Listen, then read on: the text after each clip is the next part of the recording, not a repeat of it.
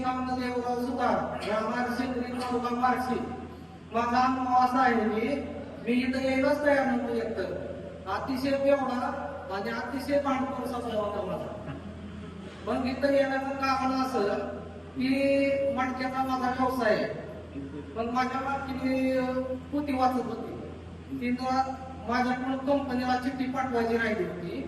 मग त्या चिठ्ठीत 99 फिगर होता. पण माझ्या बायकोला 9 आकडा दाखवता. मग मी म्हणतो 9 आकडा आला तर मी मणकापूरला गेलो.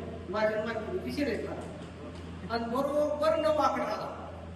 मग मी तो मणकापूरला आल्यानंतर मग तरी सुद्धा माझा विश्वास नाही. माझी दारू सुटली मला आज मनापासून वाटत नव्हतं. कारण की किती जरी जवळचा माणूस मिळाला तरी मी आधी दारू पेचून मग त्याच्या मागे करायला काय.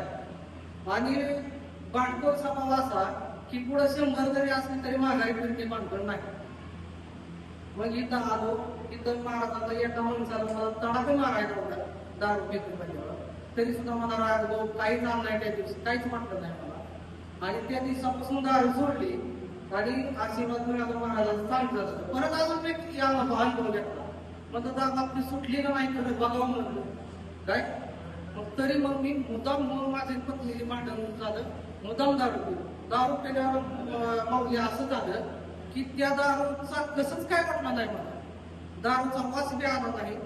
दारू प्यायला वाटलं नाही. तिचा असरच काही वाटलं. दारू म्हणजे अशी विशेष काय एवढी विशेष होती माझ्या जिंदगीत. पण तिचा आता सध्या काहीच वाटत नाही. टाळ्याच्या मध्ये